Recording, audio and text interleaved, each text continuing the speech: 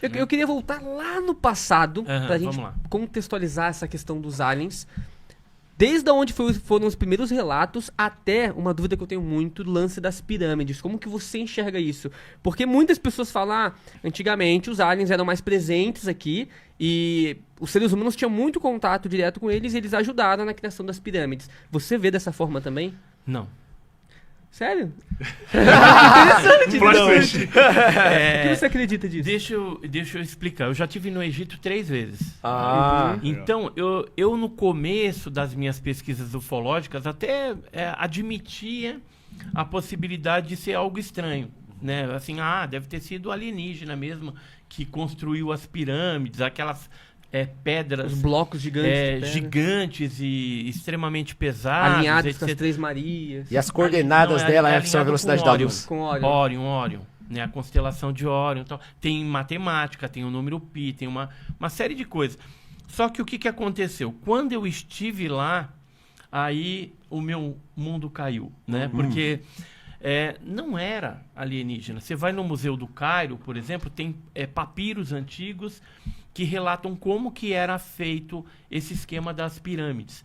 E ele estava atrelado a deuses, mas que deuses seriam esses? Que o próprio faraó, ele era o deus na Terra. Sim. Então, os seus súditos acreditavam que se o faraó pediu para construir aquele negócio, eles estariam construindo para o próprio Deus na Terra. Entendi. Então era uma questão religiosa. Além disso, tinha a questão de suprimento alimentício, ou seja, os celeiros do faraó sempre eram abastados, porque ele tinha as melhores terras, né, que ficavam próximo ali do Rio Nilo e tal.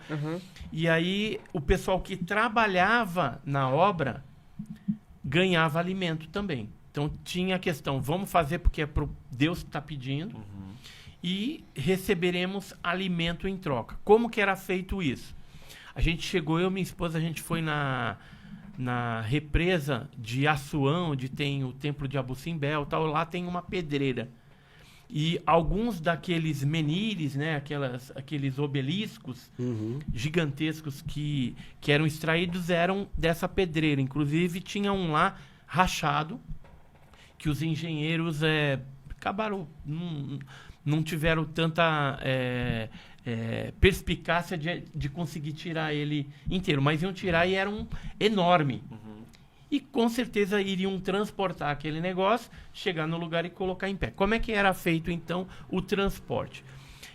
Como a pedreira era longe, então eles traziam em barcaças pelo Rio Nilo.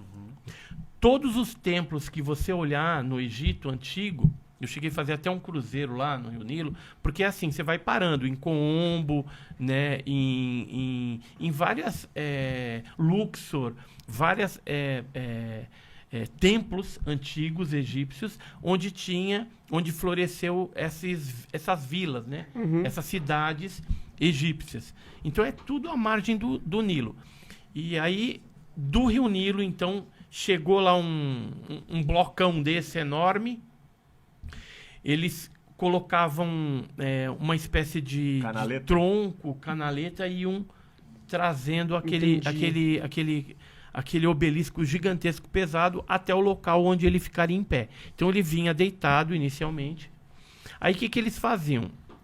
Um detalhe importante de se falar agora é que o deserto do Saara, aonde estão todos esses monumentos, ele tem uma areia granular muito grossa. Então você não precisa de uma pá para você escavar a terra. Você usar a mão mesmo assim, você consegue. Então, o que eles faziam? Eles faziam uma espécie de um monturo. Primeiro eu vou falar dos obeliscos, depois eu vou falar da pirâmide, explicar como é que era o esquema. Então, o obelisco, ele vinha rolando, chegou no local, eles calçavam o meio, uma parte aqui do obelisco por baixo. E aí é fácil, você dar uma cavadinha e enfia um calço, e começava a cavar, até ele inclinar, até ele inclinar e bluf, para dentro do buraco. Depois era só fazer assim, pronto, tá em pé. Não precisava de uma engenharia, de um guindaste, que nem... A gente tende a imaginar alguma coisa dentro daquilo que a gente tem como tecnologia hoje. E muitas vezes a tecnologia que eles usaram foi algo extremamente simples, foi uma ideia que eles tiveram, e aquilo funcionou. Só que como a gente tem algo melhor, mecânico hoje, guindaste e tal, então você imagina, só que o guindaste de hoje não consegue mover aquelas pedras, mas dessa forma ficava fácil. Então, agora, do lado da pirâmide tinha uma pirâmide de terra que eles faziam dessa forma. Não, tinha... por exemplo, o obelisco é aquele compridão assim, né, que eles colocavam várias grafias também, desenhos, e aquilo geralmente era um marco assim para reverenciar algum faraó. Ah, tá, é que você está falando primeiro do obelisco. Agora a gente vai falar da pirâmide. Como é que era então o esquema da pirâmide? Você tem as primeiras pirâmides que eram escalonadas, aquelas quadradas, e você tem as pirâmides, né, que a gente conhece lá, Quéops, Miquerinos e Quéfren. Né, as principais. Tem umas pequenininhas também, que fica naquela região ali do Cairo. É super bonito e tal. Só que o que é aquilo? É túmulo funerário. Né? Não era para... Assim, abrigava tesouro porque como eles tinham uma ideia de vida após a morte, eles embalsamavam os seus mortos ali, né? O faraó tal, e as pessoas importantes também, e enterravam com seus bens, porque em algum momento eles ressuscitariam e teriam ali os bens para continuar a sua vida futura, né? E tinha também a crendice do mundo espiritual, né? Que ia ser pesado lá na balança, aquela coisa toda. Mas como é que era feita então a pirâmide? A pirâmide, eles faziam um grande monturo de terra e começavam a fazer a pirâmide de cima para baixo. Fazia uma rampa, subia a primeira pedra, colocava aqui e ia montando... Ia tirando a terra e colocando as pedras. Ia tirando a terra e ia cavando. Por isso que tinha que fazer o monturo. Então era feito de cima para baixo. Porque se for fazer de baixo para cima, não dá. Como é que vai levar as últimas, né? É muito pesado. Seria mais complicado. Então faz de cima para baixo, e tinha algumas câmaras lá, secretas, tal, que aí eles já iam fazendo a engenharia deles para fechar aquilo. Agora, tinha matemática? Tinha astronomia? Tinha. E assim, pode ser que naquela época eles tinham algum contato com um tripulante de OVNI? Pode ser também. Mas aí é só especulação que a gente tem. Mas aí eu vou falar um detalhe, que os deuses egípcios, eles eram deuses, na sua grande maioria, antropomorfos. O que é isso? Deus com corpo de gente e cara de animal. Né? Então, cara de chacal, de cachorro, né? Cara de gato, leão. Né? Então, você pega a Bastet, a deusa Bastet, era corpo de mulher e cara de gato. A Sekhmet, cara de leão e corpo de gente. Na ufologia, existe alguma tipologia, né? Porque falar negócio de espécie, de raça, isso daí não existe. Não que não exista, mas para existir uma espécie ou uma raça, tem que se fazer um estudo científico num planeta X, onde tem aquela espécie, e aí depois de um tempo você vai analisar tudo, vai ter um tratado científico, e aí você vai apresentar aquilo, o cientista, né, ou quem descobriu, e aí sim a comunidade científica vai poder classificar como uma nova espécie. Tipologia, ou então, uma espécie. Então, o que a gente fala é tipologia. Esse é o nome correto, porque a tipologia ela é baseada no depoimento das pessoas que viram esses seres. E aí, quando a gente vai para a tipologia de deuses egípcios, a gente encontra esses antropomorfos. E na ufologia mundial, a gente encontra também seres que vieram nos discos voadores, vieram nos OVNIs aí, e que tem essa configuração. Eu cheguei a escrever um livro... Aliens, então, com aparência desses deuses do Egito? Isso. Então, por exemplo, eu escrevi esse livro aqui, Alienígenas no Passado do Brasil. São 14 casos, mais ou menos, de pessoas que viram seres antes da era moderna dos discos voadores, antes de 1947. Então tem caso aqui de 1925, de 1931, tem a primeira abdução que aconteceu em Campinas em 1931. índios? São índios? Tem casos de índios que comeram alienígenas no Mato Grosso. Caramba.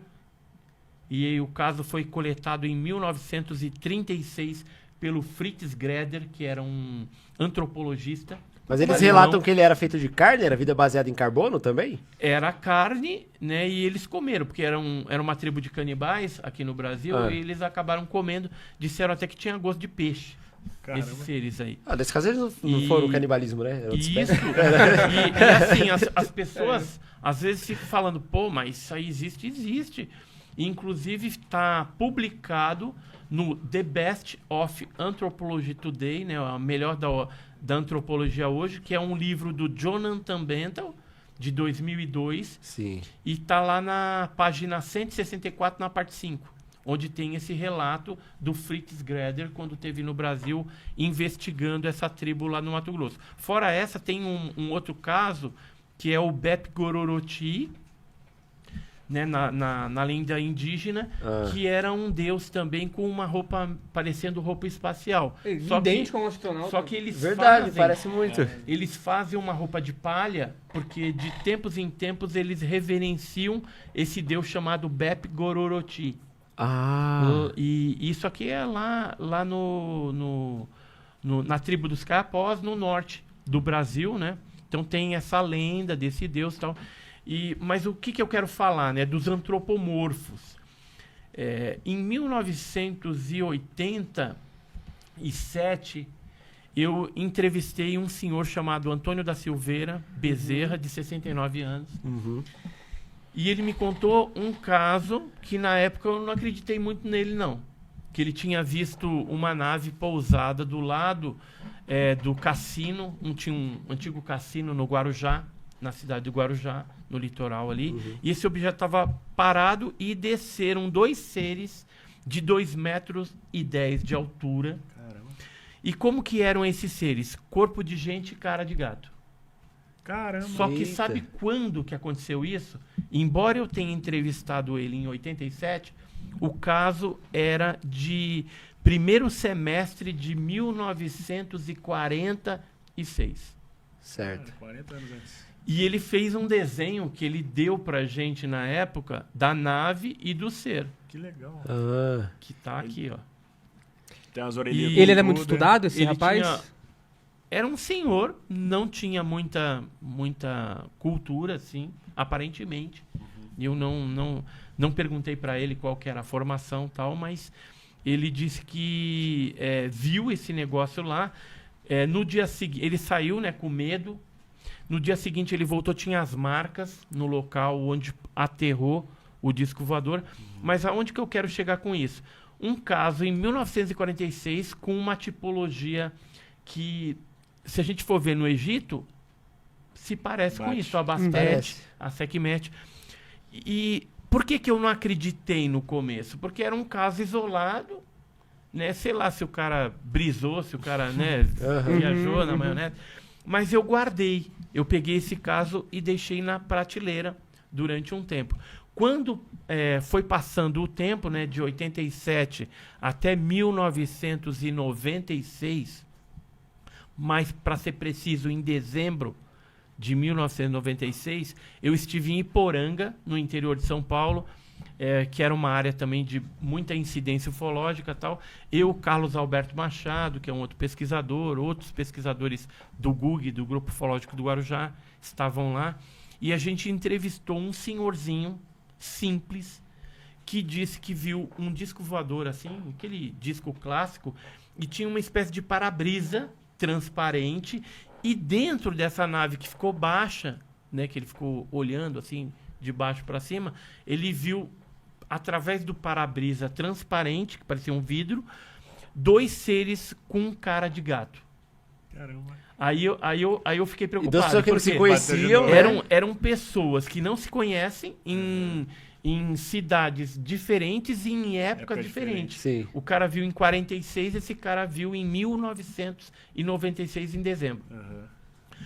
Aí eu, poxa, então alguma coisa tem. Embora não seja uma tipologia tão comum, mas ela vez ou outra acontece. Aí eu disparei, naquela época, um comunicado por carta, né? Porque 96 não tinha internet, assim. Aqui do jeito no que a Brasil gente não tem estava hoje. estabelecido. Não era algo assim tão rápido, Acessível, né? né? Acessível. Então eu mandei lá um comunicado a alguns pesquisadores do Brasil, falei por telefone, o próprio Carlos Alberto Machado. Eu falei, por acaso você tem no seu arquivo algum caso que se refira a seres com corpo de gente, cara de gato?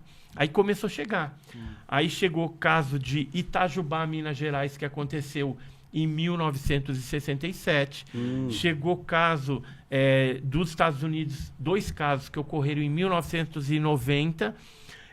Caso da Argentina, em Santa Isabel, uma cidade lá, Santa Isabel, uma província, em 1972. E aí, hoje, eu tenho a plena convicção que essa tipologia, ela exista dentro da ufologia. Embora ela, percentualmente, dentro de todas as tipologias que tem, ela estaria num percentual de 5% apenas. Certo. Então, e dentro de uma classificação mais bizarra, né? Pô, Então, mas agora minha mente abriu mais ainda, porque realmente tem esse lance dos índios que você falou, que quem eles reverenciam como deuses pode ser os alienígenas, e tá fazendo muito Pode, sentido, pô, a pode. roupa de palha ali igual de um astronauta, e agora os egípcios também. e agora você quer pirar mais na batatinha? Aí, Avatar, cara. Os caras são gigantescos, né? E 2 tem metros cara e de gato pouco. também. Então, Os navios.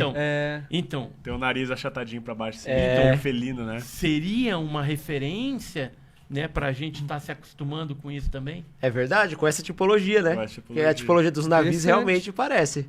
Entendeu? Então, assim, se a gente tiver... Tem rabo Ó, também. Tem rabo. Nerd, eu me considero um nerd também, né? Um nerd ufologista. Aham. Mas a gente tem a mente um pouco mais aberta. Nós somos doutrinados, né? É. Eles doutrinaram certinho a nossa mente pra acreditar. Então, mas a gente tá mais aberto, né? Mais suscetível. É lógico É que a gente gostaria de viver num mundo igual porque todos os universos. Star Wars, né? De Star Wars, da DC, por do exemplo. próprio Avatar. Ó o chapéuzinho dele. Não, do Avatar eu não ia Star querer Wars. não, porque a Terra ficou inabitável e eles tiveram que explorar um outro planeta. Eu também não. Isso Sério, meio mas ruim. é ruim. Mas Star Wars, já pensou no shopping, cara? Nossa! Que show que seria o negócio? Você viajar a galáxia toda na velocidade da luz, vamos pra tal planeta. Ligou aqui, é igual ir no mercado. Dane-se. É isso aí, fui. Não, na DC Seria é bom incrível, porque eles vivem num universo ali no qual toda a galáxia, todo o universo é catalogado. Tem ali a polícia Os do setores, universo, setor né? Dos espacial. Lanternas Verdes, que tem que cuidar de tal setor, tal espécie. Você vê todas as espécies reunidas, todas as tipologias, espécies, enfim, reunidas lá também. Todos os universos que a gente for ver de cultura pop, a vida alienígena é real, cara. Agora vamos voltar no Egito pra gente concluir aquele Boa. negócio, né? Porque Vamos. a gente deu uma fugida aqui. Não, mas contextualizou bem. Mas contextualizou Sim, e tem a ver. É. Né? Os seres antropomorfos, que são os deuses egípcios também. Então, tem muita coisa que é teoria da conspiração em relação a Egito, pirâmide, esse tipo de coisa. Mas o fenômeno ufológico, naves e seres, continuam aparecendo lá. Até hoje. Ali no Cairo, vez ou outra aparece alguma coisa, alguma luz, tal. Sim, tem muito fake na internet que o pessoal monta em programas digitais, tal, coloca lá e tem gente que acredita, mas é fake. Agora, no Egito, você tem uma área que chama Península de Santa Catalina, que é onde fica o Monte Sinai ou o Monte Horebe, né? Que na Bíblia é falado Monte Sinai, Monte Horebe, mas é o mesmo lugar. Nesse lugar é onde ocorrem a maioria dos casos ufológicos na atualidade no Egito. Então estão lá nas montanhas. E aí os beduínos ali egípcios, né, o pessoal que vive ali naquela região, não sabe o que é. E vez ou outra sai no jornal UFO, né, na montanha tal, UFO, não sei o quê. Então, isso até os dias atuais ocorre E não esse desperta o fenômeno. interesse de montar uma base lá para tentar estudar com mais proximidade desses Então, casos? eu desconheço algum grupo ufológico egípcio e, assim, acho que pela própria, o próprio contexto político deles, as dificuldades financeiras que eles têm como país, entendeu? Vivem mais do turismo lá, se você for ver. A gente percebe que não é dado uma ênfase tão grande na pesquisa ufológica lá. Eu, pelo menos, não conheço. Mas isso é algo que todo o planeta deveria estar preocupado, Mas né? a imprensa divulga. Eles divulgam, aconteceu tal Divulga, coisa. Porque eu tenho recorte de jornais que vem de lá tal. E assim, teve uma ocasião que eu mesmo vi um objeto subindo o Monte Sinai. Que eu já subi o Monte Sinai 2 vezes. Quero ver se eu subo a terceira vez. Caramba, legal. O negócio é doido lá. Tem que ser um cara intrépido. A Margarete falou que não vai. Não, ela não foi. As 2 vezes que eu subi, ela ficou no hotel, falou, não vou. foi. Porque é punk mesmo. Tem que ser nerd e tem tá que com ser vontade. doido. Atleta. Porque são 5 horas e meia subindo. Atleta. Que tem que ser isso. atleta. No Egito, onde tudo não é aguento, seco, não. no É deserto. Só de subida. No deserto. E é íngreme, né? Tem a primeira parte é tranquila, a segunda, mas depois você vai pulando pedra até chegar lá em cima. Só que assim, vale a pena? Vale, porque quando você chega lá em cima, você está exausto e aí já está quase amanhecendo. Aí de repente você vê aquele sol assim, ó, nascendo Nossa. de cima das montanhas do Monte Sinai. É um espetáculo à parte. Mas então você teve uma experiência lá? Então, quando a gente estava subindo, a gente estava numa caravana de igreja, né? Então tinha várias igrejas ali. E aí o pastor que estava junto com a gente falou assim, olha, hoje a gente vai ver bola de fogo, né? Eu falei, opa, vamos ver óbvio. mas, lógico, guardei isso para mim. Quando a gente estava subindo o 3º estágio, apareceu uma bolona amarela que fez algumas evoluções, depois sumiu por trás do morro. E todo mundo viu. E assim, é lógico que o pessoal religioso ali, os crentes e tal, os evangélicos que estavam ali, levaram para um lado mais espiritual da coisa. Eu, como já tinha esse estudo da ufologia, eu vi que aquilo ali era um OVNI, realmente. E o beduíno egípcio também viu, e eu perguntei para ele o que era aquilo. Aí ele falou, UFO. É um UFO, né? Um objeto voador não identificado. E aí ele contou, né, que sai nos jornais e que geralmente nas noites mais escuras é quando isso é observado lá, nessa região de Santa Catarina.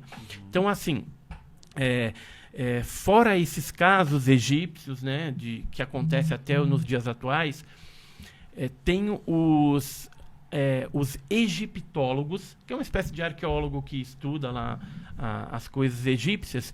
Então tem um escrito de um desses egiptólogos, não lembro agora o nome específico dele, né? Eu tenho isso registrado também, em 1800 e pouco, quando ele estava ali fazendo algumas escavações, eles viram um objeto em cima da pirâmide. Só que nos escritos que ele relatou isso, de 1800 e pouco, ele colocou que poderia ser fogo-fato. Porque Fenômeno atmosférico. Né? Seria um gás produzido por carne em putrefação. Ou seja, restos de animais, tal, já que tinha muita múmia ali. Só que isso não faz sentido nenhum. Porque a múmia já está ali há uns 3.000 anos, né? pelo menos há 3.000 anos, né? Pelo menos. E aí o que acontece? Não teria mais nenhum tipo de gás, né, metano, nenhum fogo-fato ali para sair. Então o que eles viram de fato, e pela descrição que ele deixou nesses livros, né, de egiptologia, seria um fenômeno ufológico. Eu, pelo menos, eu interpreto como um fenômeno ufológico na pirâmide, né? Apareceu em cima ali de umas pirâmides fazendo umas evoluções meio loucas.